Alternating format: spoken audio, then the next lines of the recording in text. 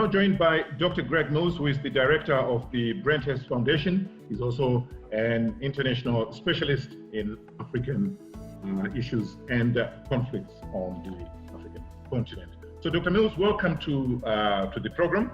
And maybe where I want to start with you is just picking up from your presentation that you did recently, and you spoke about how we need to see how governments, the role of government in this COVID life that we're living in, and also post-COVID life, vis-a-vis how that would tally in with water management.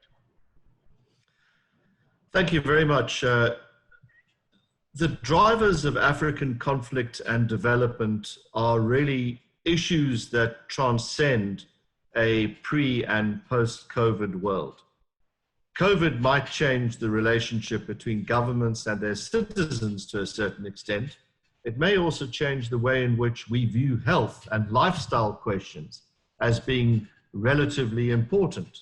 It may also change the importance of food security in this regard.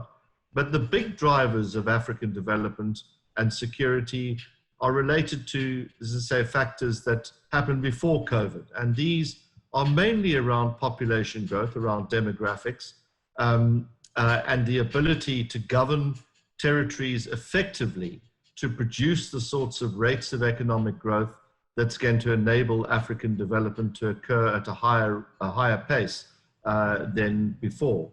In other words, very simply put, we're going to have large numbers of young people in our cities over the next generation. They are going to require enormous spending on infrastructure, better use of existing infrastructure, but more than anything, they're going to require being equipped with the sorts of skills and in the right sort of environment for jobs. And we need to go about creating those jobs, or at least providing the environment that can create those jobs, and a healthy workforce that can work in those jobs in an Africa of the future.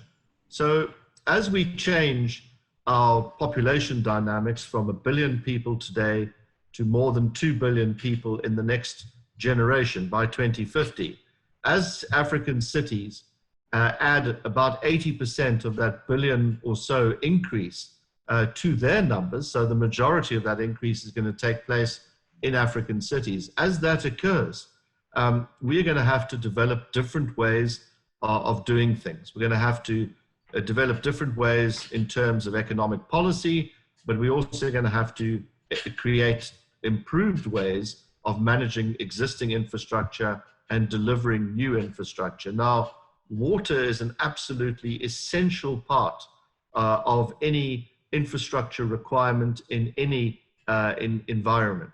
And Africa has done particularly badly because we've really, over the past 60 years of independence, not invested sufficiently in what were colonial water structures largely, and they simply have not kept pace with the scale of Africans' population development over the intervening 6 decades.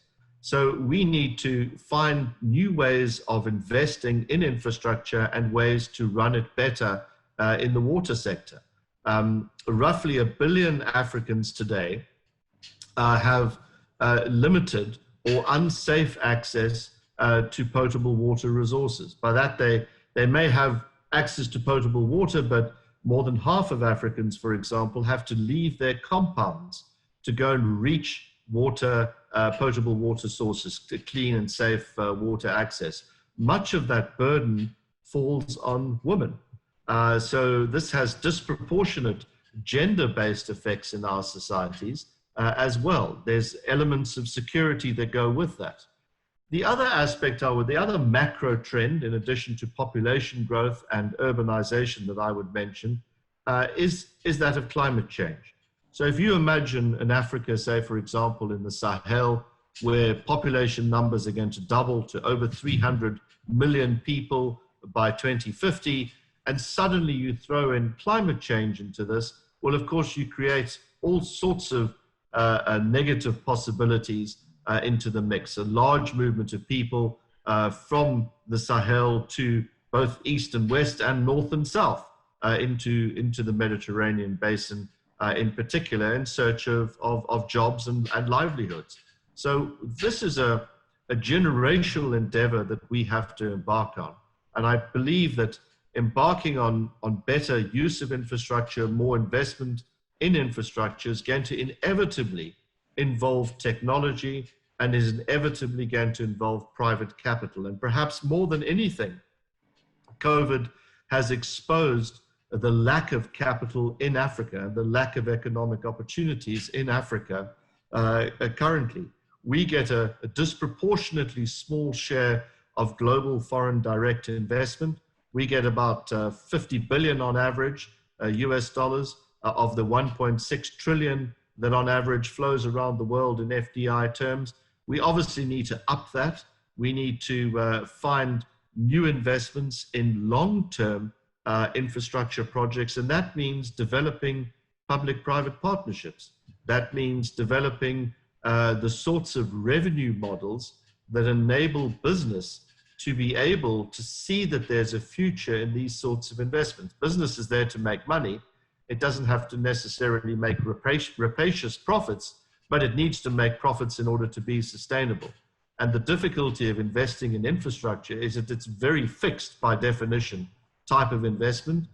So you are very vulnerable to policy changes. So these sorts of investments have to have policy consistency at their heart. So it's a complex answer as to what Africa should do, but the challenges are formidable as much as the potential gains are massive.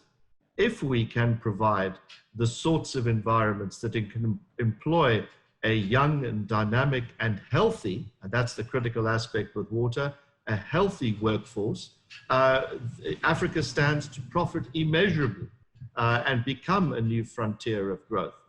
So the upside in terms of a demographic dividend is considerable if we can provide the right investment and other policy conditions into which people can invest their money. Indeed. And Dr. Mills, what you've said is we have a young population, we have challenges, and we need good policies in order to make sure that we move forward. But what COVID has done, and you also alluded to this, that it has exposed the weaknesses and the fault lines in our countries and our economies and our communities. So COVID has not given governments much time to plan. And if we can again go to water, because you keep coming back to a healthy population that then you need to employ. How do you see the technology mix helping or maybe quantum leaping some of the things that we've been found lagging that has been exposed by COVID? Well, as we saw with telephones, in the mid-1990s, Africa's telephony density was about 1/10 of the global average. We very quickly caught up through digital technology. So smarter use of water resources, use of solar in managing water resources, higher tech plants in terms of purification of water resources, better distribution of those resources. All of these are going to have an effect in minimizing losses and improving the quality of water. But with technology, of course, comes the question of providing sufficient space, again, for investors. Now, is this a simple transaction with governments, or is this a operating software? And by that, I mean not simply computer software, I mean the software of people and systems that is required to manage these systems properly and effectively. You need to create the sort of space in which people can invest and they feel secure and confident about making those investments. I think the day of the traditional donor-recipient relationship also in Africa as another big strategic driver is over. It's changed. Aid is no longer about charity being given simply to governments to do with it as they please, as their circumstances and priorities demand. We've actually known that that's a pretty poor way to develop or expect development from the past 60 years of very low outcomes to that sort of investment. Aid has taken the form today of really being about soft loans and grants and relationship building. And so only 10% of aid today is really about grants. The rest of it's really about loans and geared loans. And we're going to have to be quite, I think, thoughtful about the way in which we manage the donor-recipient relationship, how we bring new technologies as part of that relationship into that space. So that might help to mitigate some of the risk and lower some of the barriers to entry. But with the population change that we face in Africa, this doubling over the next generation, and the parents of the 2 billionth African have probably already been born. It's not something that we can simply wish away and say isn't going to happen. We have to think, if, as Africans, is it possible that our current systems of operating are going to deliver sufficiently for this cohort of very energetic, dynamic, and aspirational youth that we're going to have largely within our city environments?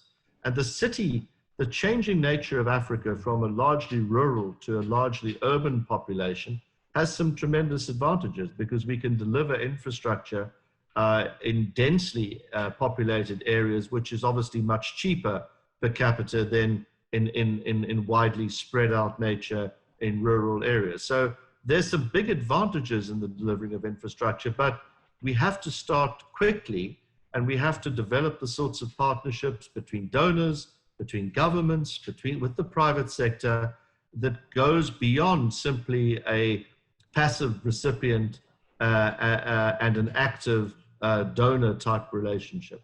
And technology is clearly a part of this, and digital technology is a part of it. We probably need to think about, if we were sitting in the 1990s, would we have ever imagined the digital technologies, the ability to take our workplace into our home in the way that we do today, would be the reality that we would face in 2020? I doubt that we would have. No. These would have been seen as something as being out of this world. And we need to think about what sort of technological, even with the technologies that we know of today, what sort of technologies can we employ in areas of infrastructure development. And I do believe that water and power are very closely entwined, not just in the generation, but in the smart meshing of the two sectoral aspects, and in the better management of finite water resources. Indeed, and I was actually thinking of that question, Dr. Mills, where you say water and power. We might talk of quantum leaping even the villages where my grandmother lives, and say we now need to make sure that technology gets there and we deliver water. Power generation and distribution of it is still a bit of a challenge. How do we narrow that gap?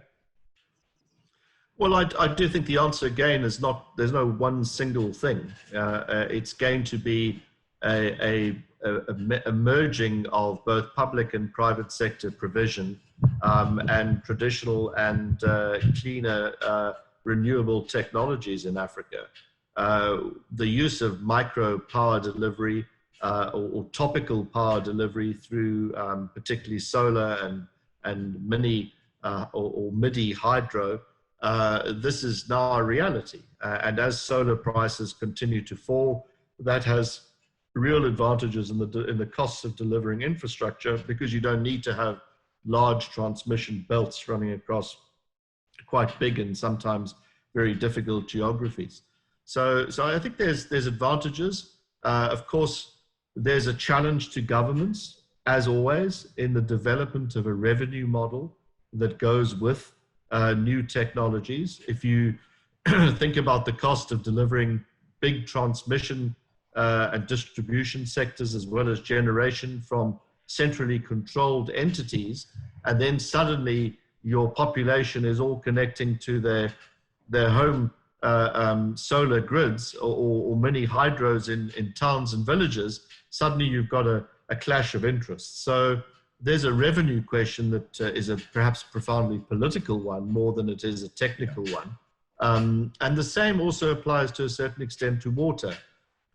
It's hard to develop a revenue model when people see an aspect as an inalienable right, a right to clean and safe water. Well, of course, someone has to pay for that right. It either has to be the government, which then subsidizes it, or private sector entity, which is subsidized by someone because it needs to obviously balance its financial terms in the provision of that service. But somebody has to pay for it, whether it's the recipient or the government or the donor. Somebody has to do so for it to be an enduring and sustainable resource. So when water is seen as a kind of common good, and obviously this becomes a political tool as well, used by political parties and politicians in this regard, it's very hard to get people to pay for it. So that's perhaps a mindset or a cultural change in terms of payment that we're going to have to undergo. But I think with a combination of climate change and the need or the availability of smarter resources, we can probably develop these sorts of revenue models, which we couldn't do before.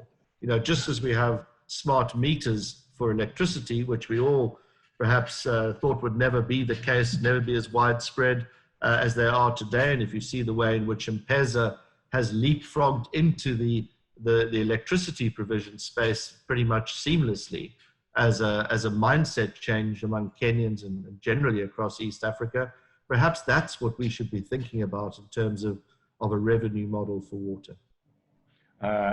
Indeed, but Dr. Mills, before COVID, some people like you who observe these things were already saying there's a bit of donor fatigue out there on trying to help whatever the continent wants. When you talk about now, we might need to bring the donor community and see how we can fund these things. Appetite for that from the donor community? Well, I think, as I say, I think the relationship is changing. If you think that diaspora remittances to Africa are greater today than donor funding, you know, the role of donors is certainly changing in an African context. What we need to try and secure, and the donor relationship is part of the solution. It's part of the problem, but it's also part of the solution. Is we need to use donor monies as smartly and effectively as possible. And where they have generally been better utilized, and this is the science in as much as there is one in this regard, is where there's local ownership, where the locals and the foreign providers can have a meeting of minds about what it is that they need to do and how it is that they need to do it, that they agree on the set of priorities and the way in which they will carry them out. And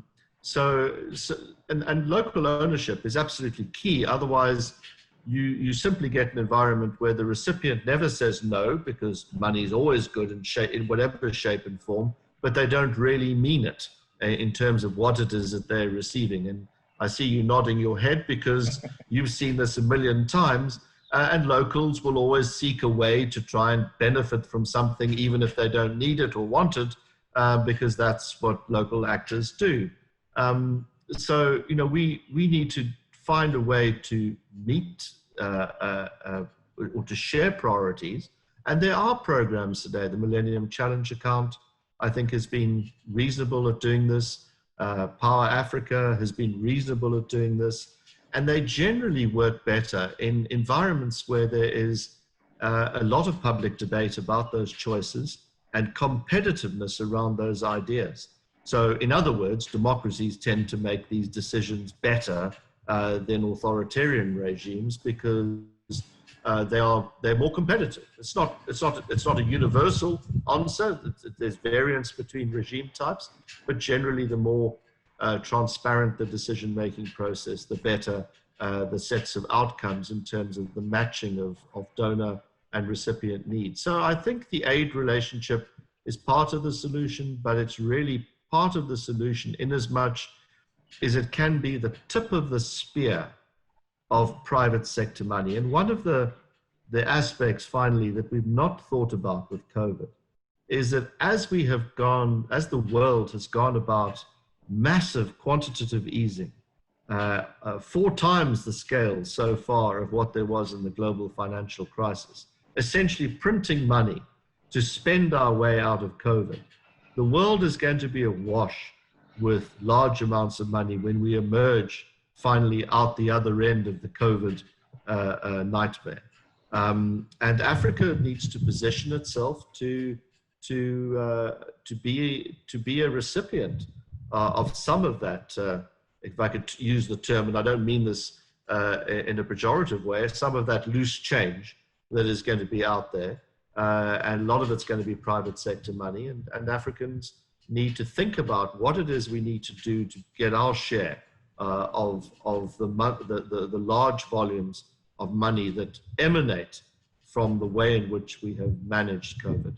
Indeed, and you're beginning to hear that already, even from the United States, where I think some of the financiers there are looking for where to take their money, because money has become very cheap to borrow in the United States. But in ending, Dr. Mills, what you have said could be perfect in a perfect world.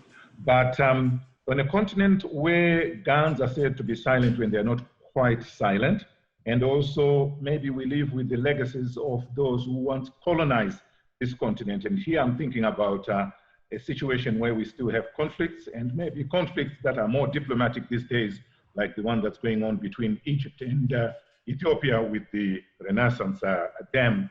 How do we manage those situations when we still have, the Egyptians fight and say, well, this was an agreement we had with the British before they left, and the Ethiopians say, I have 100 million people to make sure that we give water to, and it comes up our stream.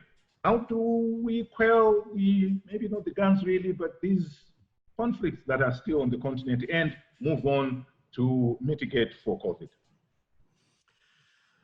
Well, of course, these issues predate COVID, and there'll be other issues that follow COVID, which will spike tensions invariably. As I say, the long-term drivers are really people and climate, and the ability to generate sufficient economic growth for jobs. These are the long-term drivers, and our abilities to manage effectively population growth, which is ostensibly to provide people with the environment that they can invest in, and people with the skills to be able to participate in the modern economy, in terms of infrastructure, to provide them with the right setting and a relatively healthy workforce. We are very disproportionately focused, of course, on COVID, but we've had fewer than 300,000 cases on the African continent so far. We don't really know, of course, because data is always a challenge, but we've had fewer than 10,000 deaths in this regard. And every year in Africa, we have nearly 3 million deaths through communicable diseases, mostly lower respiratory tract infections, nearly 1 million of those every year, and then tuberculosis, malaria, and then diarrheal diseases, waterborne diseases, over 500,000 of those every year. So we need to keep some perspective about our sets of priorities. We don't simply align everything to COVID, but COVID definitely amplifies and exaggerates whatever we faced before, but there are longer term considerations we have to be able to integrate with these big issues. So population, where they're going to be living, the infrastructure, the skills basis, and the jobs finally that we create through both global integration, so integration with global capital markets, integration with global consumer markets, better trade linkages and so on, but also internal African integration, so that we do find the methodologies to manage the sorts of tensions that you are talking about through speaking to each other. And I think the most notable feature about the tensions between Sudan, Ethiopia, and Egypt over the damming of the Nile to create the Grand Renaissance Dam and the power and water that will go to principally Ethiopia, but also others as a result of that. The fact, I think the most notable fact is that everyone's talking to each other. They may be occasionally shouting at each other in those talks, but they're still talking to each other. And to use the old expression by Churchill, it's better to jaw than to war. And in this case, it is undoubtedly so. So, you know, maybe 60 years ago, there would have been jets screaming overhead. Today, we talk about these problems and try and find solutions to them. I empathize with both sides in a way, is that the Ethiopians need to put in place a long-term building block for agricultural development. We haven't spoken about that, but you know, less than 10% of Africa's viable land, agriculturally viable land, is irrigated. We need to change that equation, which is why our yields are very low, and the same problems exist to even a greater extent in Ethiopia. We need to provide power, and the Grand Renaissance Dam is part of that. So one empathizes with their position. One also empathizes with the seeming threats that this poses to Egypt, where the population has increased fivefold in 60 years.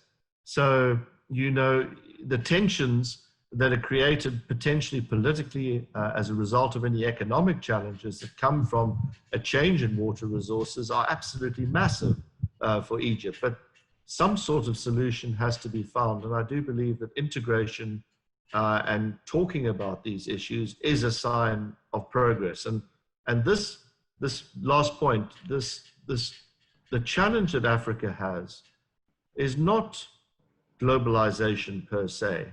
Our challenge is really that we have not been the globalized continent, that we lack the sort of access to global export or import markets that others have enjoyed, and that has driven Asia's tremendous growth experience over the last 3 or 4 generations. So our approach has to be towards integrating per se, globally and regionally, not one at the expense of the other, both simultaneously, freeing up our borders, many of which, as you know, are colonial in construct and in imagination, not bearing reality with people on the ground.